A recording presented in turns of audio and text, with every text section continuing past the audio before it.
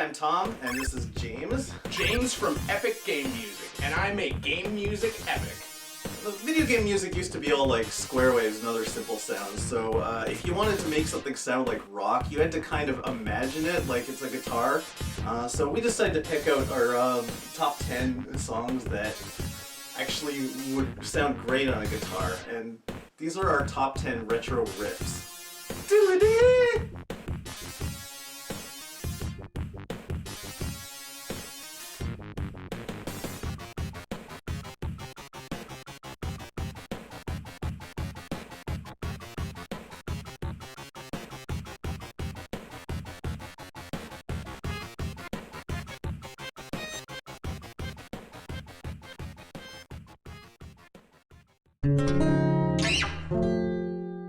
So yeah, I think the Overworld theme to Metroid 2 is easily the best in the game, and I wouldn't have really thought of it as a guitar piece, but it lends itself really well.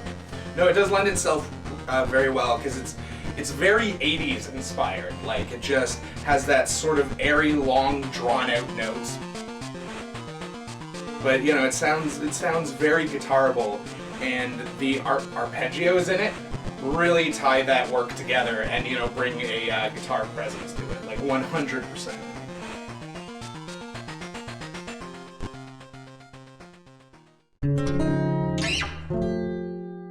So yeah, Blaster Master. I don't know what it is, but this song actually reminds me of the theme to Airwolf. Airwolf, of all things. Yeah, no, that makes total sense. Do you have anything to add? Like the theme sounds like stadium rock.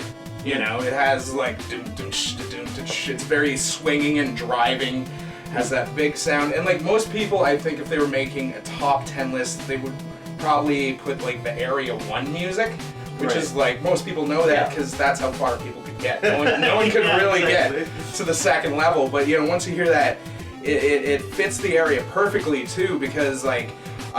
You know, normally castle music would be classical or gothic, but you're in a tank, driving through a castle. What's more rock and roll than that?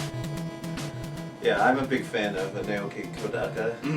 His work is always amazing. Yeah, thanks to him for the music. Is it too late to stop this?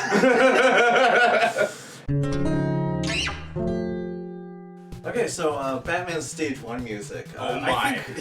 I think what's really cool about it, other than the fact that they nail the drum samples, is it doesn't really the lead instrument doesn't really go with the beat of the song.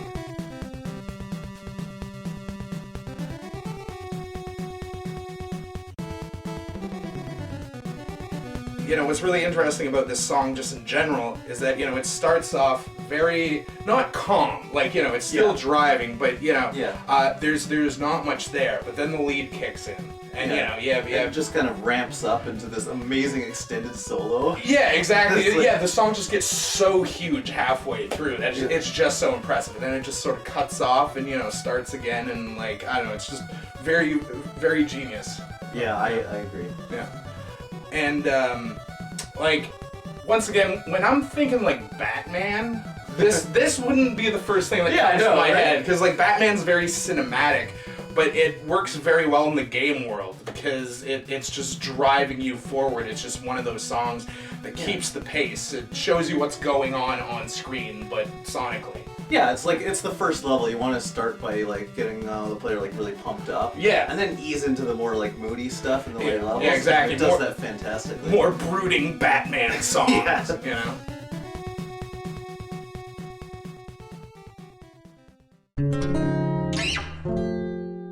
Alright, so all I can really say about this one is it's not every day you hear an NES song where you can really hear the whammy part. Yeah, no, that's very interesting. Like, there's a lot of rockin' music in the Mega Man series, and Mega Man 3 is no exception, right? But like, this really sounds like someone's playing it on a bitchin' X. Wait, can I swear? Oh yeah.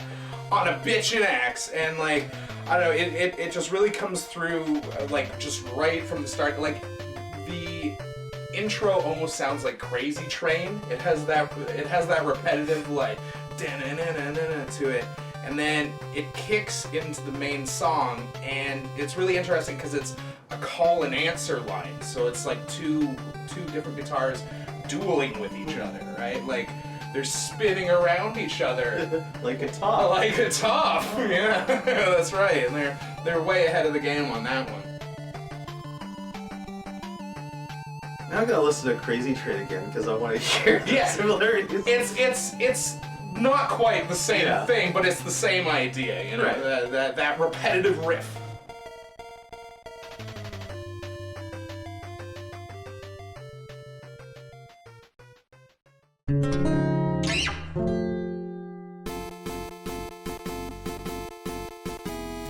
So yeah, Super Spy Hunter. Fun fact, the music to this game is made by the same authors who did the music for Blaster Master and Batman. Really? I did not know that. Yeah, amazing guys. They're some of my favorite composers. If possible, I think they did an even better job here. Oh yeah, definitely. Like, all the music in this game is kind of like a remix of the original Spy Hunter music, which was a cover of the Peter Gunn theme. Yeah.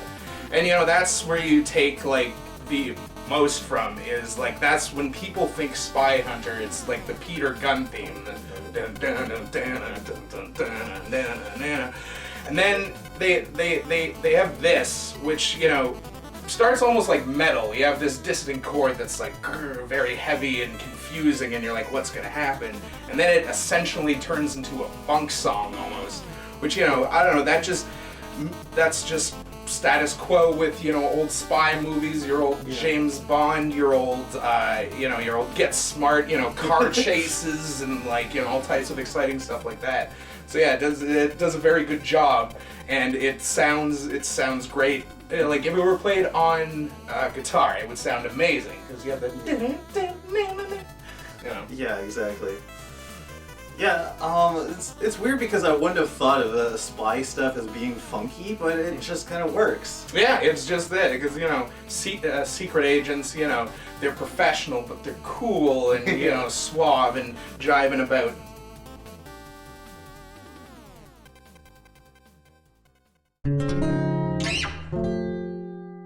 Mega Man 2. This one, this one's like short but really catchy, and if the composer didn't have a guitar solo in mind when he made this, I don't know what he was thinking, because...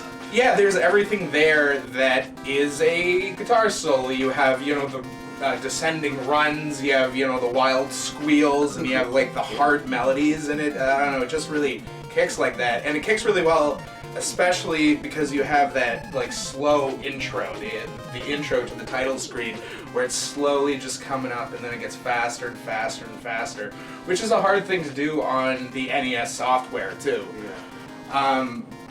Funny thing, the composer to Mega Man 2 didn't really know until, like, way after that people really liked the soundtrack, because there wasn't much feedback, you know. Right. It's not like nowadays where you have the internet and people know instantly when someone likes something. So it took them a long while thinking, like, oh, maybe that soundtrack was alright. Really, when they, like, knocked it out of the park, you know.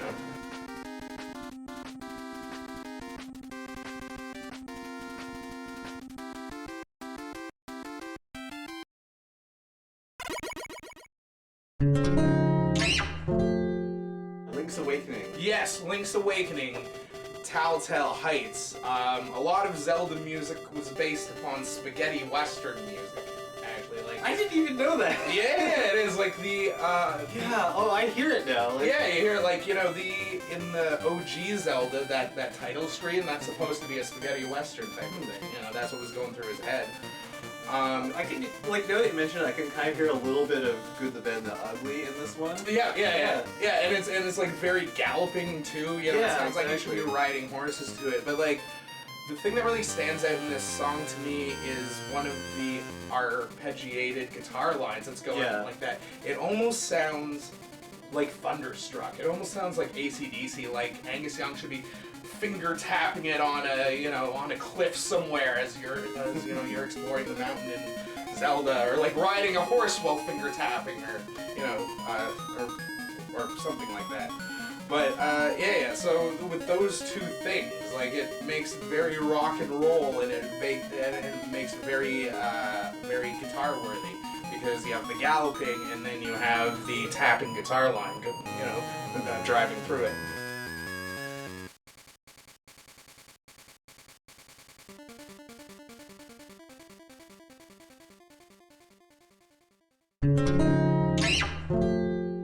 Rambo. I'm kind of dying to hear this one as a guitar. I know. It has that screaming sort of sound to it. So yeah. Someone do a cover. Yeah, maybe I should do a cover. Maybe you should. Yeah. Maybe. Yes. Maybe. Is that gonna be all we say? Because it's kind of funny. But it's alluding to it. You know what? Just on a side note, it sort of like brings in that Punch-Out vibe almost. Like it sort of has the getting knocked down music vibe, or the bicycle. Oh yeah. Music has that same energy. Has the same mood to it. Yeah, it's got like this kind of. It's got like the long notes with sort of a punchy bass to drive it forward, and then just like occasionally throwing in some like really heavy shredding. And yeah. Little sprinkles of like, just going in there. But like, once again, given the subject matter of the Rambo movie, this wouldn't be something I'd picture in the movie. Right. Works totally well in the game, but I can't see Sylvester Stallone being all like, oh, yeah.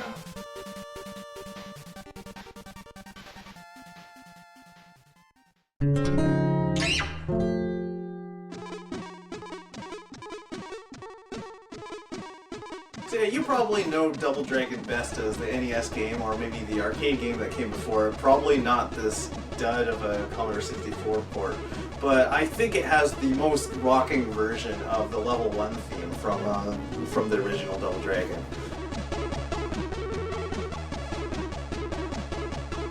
What's really interesting about the C64 is that, like, its sound chip is very distinct. It has that sound to it. It doesn't do some things very well, but one thing it does do very well is guitar sounds. Is you have those slow slides, and, that are very like whammy bar-esque and just like very sultry and going into that.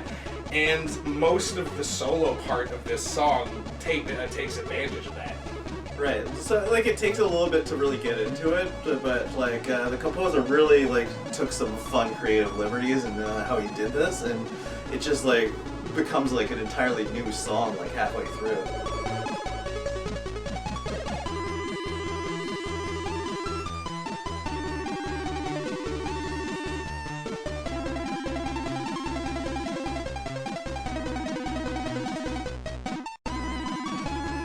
It's like changing keys and going into different like modes and stuff, and it just gets super interesting. And it sounds like they wrote it on a guitar and just like coded it out like that.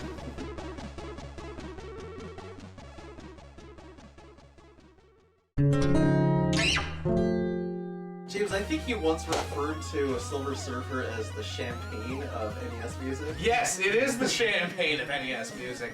The fact that Tim and Jeff Fallen, right, because it was both of them who worked on, the fact that they could get that sort of sound out of the NES sound chip is just staggering. I mean, yeah, Tim Fullen's skill is kind of unparalleled in terms of like his technical skill. Like the things he can do with music is kind of mind blowing. Yeah, it sounds like he came from outer space. Like that's how like just off the chart he is. Like just look at this song. 1 second, you have a chunky bass line. The next there's like this crazy run up, and then there are all these weird whines and moans, and it just goes so many places. But it's coherent. It's just, like insane. Tim Fullen rocks. Yeah, Tim Fullen is the best. But yeah, it's too bad that the game wasn't so great. Well, no, I feel like that's a common thread with a lot of these games we're talking about. I know, yeah. Not so great game, but awesome music. But like, because the soundtrack to the game is so good that the fact that you can't get past the first stage or the second stage kind of sucks because you want to hear more of this amazing music. And yeah, but yeah, the song sounds like Megadeth, like ate like a funk pill or something. Like I don't even know how It sounds like he like. I can't do this on one NES. I need two NESs at the same time. Just like hooks like both up. And they're like, Tim Full, you're a madman. He goes, no, I'm gonna do it. more power. Just keep on bringing in NES. And like, and we're all gonna put on one cartridge. Yeah, the cartridge was 500 pounds because of the amount of like raw music that's inside it. Just one more solo. It can't take it. Just explodes.